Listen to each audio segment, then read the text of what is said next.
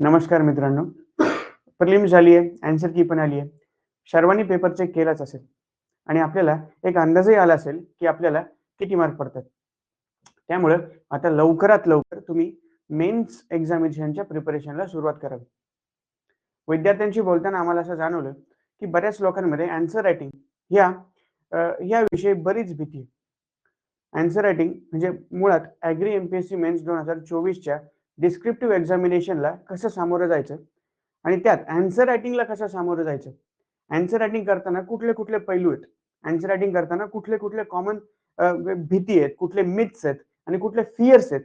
आम्ही आज ते फिअर्स आणि मिथ्स डिबंक करायला म्हणजेच मुळात आन्सर रायटिंग खरंच सिंपल आहे. साधी, सोपी, सरळ गोष्ट आहे.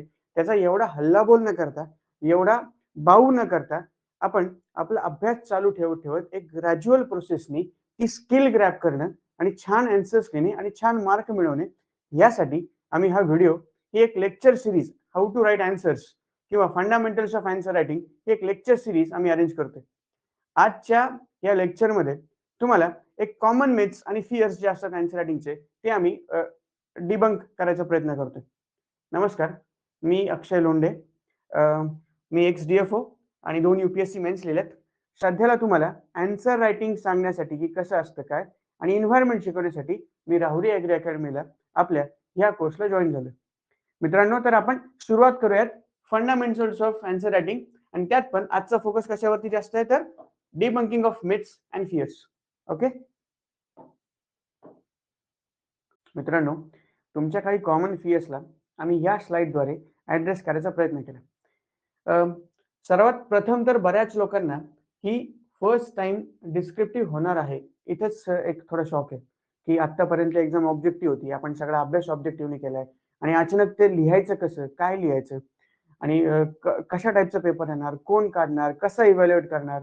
आणि ह्या ज्या अनसर्टेनिटीज आहेत, तर मला असं वाटतं, की त्याला आता आपण थोडंसं एक्सेप्ट केलं पाहिजे, की आहे बाबा, की आहे. ही एक्झाम डिस्क्रिप्टिव्हच आहे आणि ती एक्सेप्ट करा. एक्झाम आहे, ती डिक्लेअर झाली आहे, त्याचा पॅटर्न दिलाय, त्याचे थोडंसं त्यांनी सांगितलं, की यूजी प्रमाणे येणार आहे, म्हणजे पी-वाय-क्यू पण दिलेत बऱ्यापैकी. सो आपण ते एक्सेप्ट करूयात, की एक्झाम डिस्क्रिप्टिव्ह आहे आणि तसा माइंडसेटच तयार करूयात. दुसऱ्यांदा बऱ्याच लोकांना माहिती नव्हतं, की नक्की एक्झाम पॅटर्न कसा असणार आहे, काय असणार आहे. तर आयोगाने खरंच या गोष्टी सगळ्या दिल्या आहेत. म्हणजे आपल्याला जो सिलेबसची पी-डी-एफ आली आहे, म्हणजे एक्झामचं नोटिफिकेशन आलंय, त्यामध्येच ह्या सगळ्या गोष्टी ॲक्चुअली मेन्शन केल्यात, की किती मार्कला येणार आहे, किती प्रश्न असणार आहेत आणि त्यातले कुठले लिहायचे, काय लिहायचे.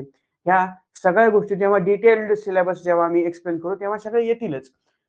तिसरी एक कॉमन सर्वात फिअर जो लोकांमध्ये आहे, तो म्हणजे यू-पी-एस-सी फॅक्टर. हा म्हणजे हिरोशिमा नागासाकी सारखा खरं तर अणुबॉम्ब पडल्यासारखाच आहे.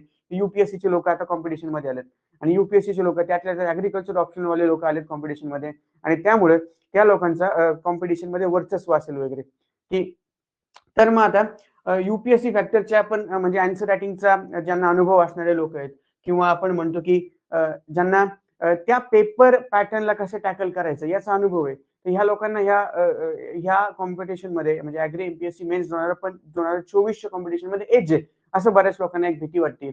अ, दुसरी एक भीती, कॉमन भीती आहे, की यूजीला नक्की किती वेटेज आहे? कारण सगळ्याच्या सगळा जर मार्केटचा गेम हा सगळा यू-पी-एस-सीकडे, यू-पी-एस-सीच्या आन्सर रायटिंगकडे, ॲग्रीकल्चर ऑप्शनलकडे जाणार असेल, तर यूजीचं नक्की वेटेज काय? यामुळे बरेच लोकं कन्फ्यूज आहेत. बरेच लोकं, की यूजीचा इम्पोर्टन्स किती आहे? यूजीचा खरंच इम्पोर्टन्स आहे का? असं पण लोकं म्हणतात. कारण यू-पी-एस-सीची मुलं येतात आणि क्वेशन्स प्रश्नांची उत्तरं जशी तशी लिहून टाकतात. असा एक समज आहे कुठेतरी. म्हणजे हे पण एक प्रकारे आपण म्हणतो, की मिथ आहे आणि त्यानंतर ऑब्जेक्टिव्ह व्हर्सेस सब्जेक्टिव्ह डिलेमा आहे बऱ्याच लोकांना, की बाबा म्हणजे काही लोकांचं असं म्हणणं होतं, की मी आता ऑब्जेक्टिव्ह एक्झाम असेल, तर मी नुसतं जाऊन बसलो, तर एक वेळ तुक्के तरी मारता आले असते. पण आता सब्जेक्टिव्हला करू काय? प्रश्नांची उत्तरं लिहायची कशी? तर म्हणजे ह्या अ, पुढचं काय ते करंट अफेअर्स काय करणार? किती करणार? कसे करणार? एवढे-एवढे हजार-हजार पानं असतात करंट अफेअर्सचे. प्रत्येक महिन्याचं वेगळं, प्रत्येक सब्जेक्टचं वेगळं. मग ते वाचायचंय का? म्हणजे यू पॅटर्ननी उत्तर लिहिताना तुम्हाला एक्झाम्पल्स कोट करायचे असतात. मग ते कसे करायचे? काय करायचे? कुठलीच आयडिया नाहीये. घाबरून जाऊ नका या गोष्टीमुळं. अ, अजून एक आहे की इंट्रो, बॉडी अँड कन्क्लुजन कसं लिहायचं? काय लिहायचं? म्हणजे इंट्रोज काय असतो? इंट्रोवरतीच बऱ्याच लोकांचं भीती की इंट्रो कसा? इंट्रो चांगला झाला तरच पुढचं उत्तर चेक केलं जाईल वगैरे, वगैरे. हे सगळे फिअर्स आहेत मित्रांनो, बरोबर आहे. आणि यासाठीच आम्ही इथे उत्तर देतोय, की बघा you factor of course important आहे. तो कदाचित गेम चेंजर आहे का? तर जसं आपण म्हणतो की दिलेल्या नोटिफिकेशन मध्ये आयोगाने काय सांगितलंय की यूजी लेवलचे क्वेश्चन असणार. ही एक टेक्निकल एक्झाम आहे. यूपीएससी एक जनरलिस्टिक एक्झाम आहे. आता जनरलिस्टिक एक्झाम म्हणजे काय, तर तिथं arts, commerce, science, doctor, engineer, कुठल्याही फील्डचे लोक ती एक्झाम देऊ शकतात. म्हणजे त्यांना त्या एक्झाम कडनं कुठली स्पेसिफिक डिमांड नसते, but it is just like a master of all and jack of none. But when we are dealing about the technical exams like Agri MPSC Mains 2024, it's like a master of one. So आपण ऍग्रिकल्चरचं master होतो. त्यामुळे ही exam in depth analysis demand करते.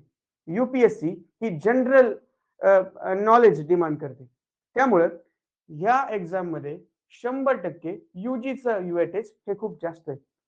यूजीचं weightage म्हणजे ऍग्रिकल्चरचं in depth analysis, ज्यांचा in depth ऍग्रिकल्चरच्या technical terms वरती किंवा technical syllabus वरती किंवा त्या प्रोसेसेस वरती ज्यांचं होल्ड असणार आहे, त्या लोकांना 100% या एक्झाम मध्ये वेटेज आहे. मित्रांनो, यूपीएससीचा फॅक्टर आहे, पण किती? जर आपण सांगायचं झालं तर आपण असं पकडू शकतो की 80% वेटेज अजून सुद्धा यूजीच्या कन्सेप्च्युअल क्लॅरिटीला किंवा एक टेक्निकल डेप्थला, कन्सेप्च्युअल क्लॅरिटी आणि टेक्निकल डेप्थ,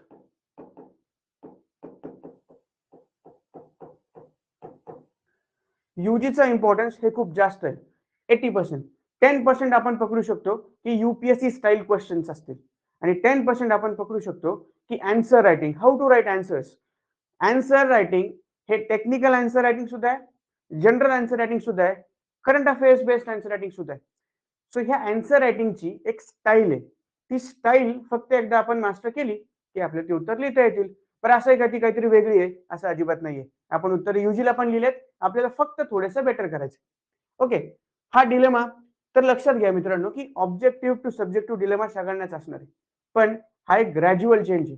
ग्रॅज्युअल चेंज म्हणजे काय की तुम्ही जसं जसं तुम्ही प्रॅक्टिस करत जाल तसं तसं विदिन 45 डेज तुम्ही एक स्टँडर्ड लेवलचे आन्सर्स लिहू शकता. कारण आन्सर रायटिंग एक स्किल आहे आणि स्किल शिकायला थोडासा वेळ लागतो. मग आता किती वेळ लागणार आहे? जर आता ऑलरेडी तुम्ही यूजीचा 4 वर्षामध्ये बरेच आन्सर लिहिले आहेत, म्हणजे तुम्ही ऑलरेडी आन्सर रायटिंगसाठी 60% तयार आहात. आपण फक्त पुढचे 40% व्हॅल्युएडिशन करायची आहे आणि ती खूप सिंपल आहे. ह्यामध्ये घाबरण्याचं काही कारण नाहीये. Okay, so next is current affairs. आपल्याला करंट अफेअर्सचा एक अख्खा सब्जेक्टच आहे.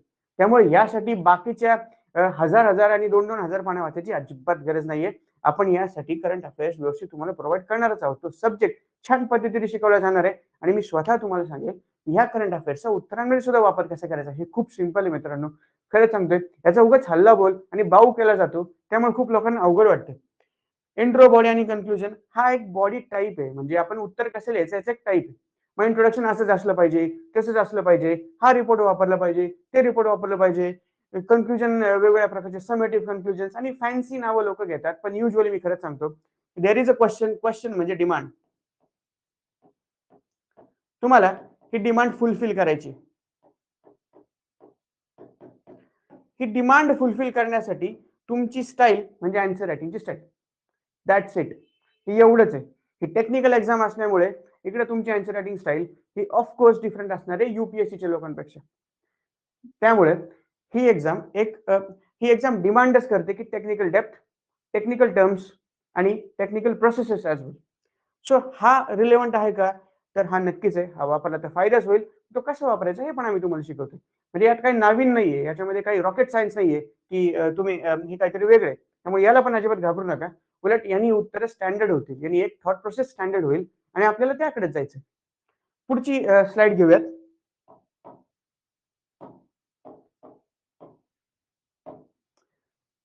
पुढची स्लाइड घेऊयात. मित्रांनो, कॉमन फियर्स नंतर खरंच काही कॉमन मिथ्स आहेत, जे म्हणजे आता यूपीएससीचे जसे भिवसेन सर पण असतील, आमची पण बरंच डिस्कशन झालं, किंवा काही टॉपर्स लोक असतील, त्यांच्यासोबत म्हणजे माझे काही मित्र असतील, यांच्यासोबत डिस्कशन झालं. आणि जेव्हा आमचं प्रिपरेशन चालू होतं तेव्हाच्या काही गोष्टी असतील आणि आत्ताच्या काही तेव्हाच्या जे काही म्हणजे प्रिपरेशन करतानाचे जे आमचे लर्निंग असतील त्या आणि ह्या कुठेतरी सगळ्यात पहिल्यांदा ना सगळ्यांना असं वाटतं की answer writing is very tough. हे काहीतरी रॉकेट सायन्स आहे, हे काहीतरी वेगळं आहे बाबा. म्हणजे एक मेंदू कुठेतरी बंद पडतो की उत्तराची इंट्रोडक्शन अशी लिहा, कन्क्लुजन असं करा, काय म्हणतात छापाचे गणपती असं कुठेतरी बसवलं जातं. पण तसं काही नाहीये. म्हणजे this is a very big myth की answer writing is something tough. Answer writing is just your reflection of answer. Answer writing is just communication between you and examiner. तुम्ही नक्की कोण आहात, कसे आहात, तुम्ही किती अभ्यास केलाय, तुम्हाला किती टेक्निकल अंडरस्टँडिंग आहे, तुम्हाला किती डेप्थ आहे, हे फक्त तुम्हाला त्या पेपरवरती उतरवायचं. ओके. दुसरं एक मिथ म्हणजे काय की तिथे एक फिक्स पॅटर्न आहे की काही जण डिस्क्रिप्टिव्ह वेनीच लिहितात, मग त्यांना असं सांगायला आवडतं की डिस्क्रिप्टिव्ह वेज बरोबर आहे. काही जण पॉईंट वेज नाही लिहितात, मग त्यांना असं वाटतं की पॉईंट बेस्ड महत्वाचं आहे. काही जण सांगतात की नाही नाही करंट अफेअर्स खूप जास्त टाकले पाहिजेत, प्रत्येकाला एक्झाम्पल कोट केलं पाहिजे. ही प्रत्येकाची स्टाईल आहे. प्रत्येक स्टाईल इथं तेवढीच इम्पॉर्टंट आहे आणि प्रत्येक स्टाईलला फक्त जसं मागाशी सांगितलं की क्वेश्चनची डिमांड जर तुम्हाला फुलफिल करता आली तुम्हाला मार्क मिळणार आहेत. त्यात घाबरायचं असं काही नाहीये. त्यामुळे अशीच इंट्रो करायची काही गरज नाहीये.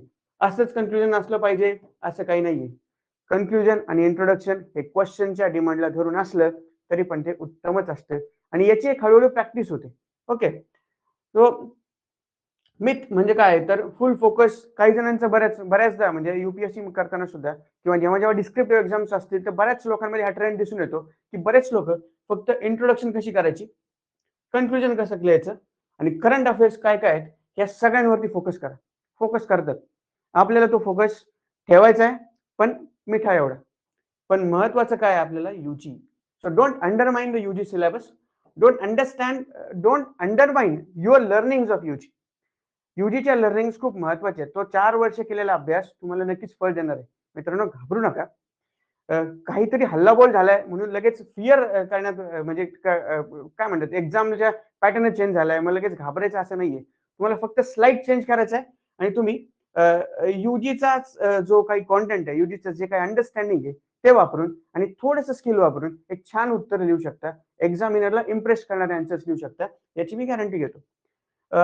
रोल ऑफ प्रेझेंटेशन किती आहे म्हणजे बऱ्याच लोकांना अजून एक असतो की आन्सर रायटिंग बरं अर्धवट माहिती मिळाली असे कुठेतरी की आन्सर रायटिंग म्हणजे प्रेझेंटेशन, आन्सर रायटिंग म्हणजे छान उत्तर लिहा, झटपूक दिसलं पाहिजे, खूप सुंदर दिसलं पाहिजे. नाही. Answer writing is all about content. Answer writing is all about fulfilling the demand of the question. जो प्रश्न विचारलाय तेच उत्तर लिहा. Content is still a king. आणि जर म्हणतो आपण content is still a king that means UG syllabus is still a king. यूजीचा सिलेबस आपल्यासाठी अजून सुद्धा किंग आहे. जेवढं जास्त टेक्निकल अंडरस्टँडिंग असेल तेवढं जास्त तुम्हाला तेवढी जास्त तुम्हाला एज आहे. ओके मित्रांनो, पण आता हे सगळे मिथ्स आहेत. पण आम्ही तुमच्यासाठी काय घेऊन आलोय तर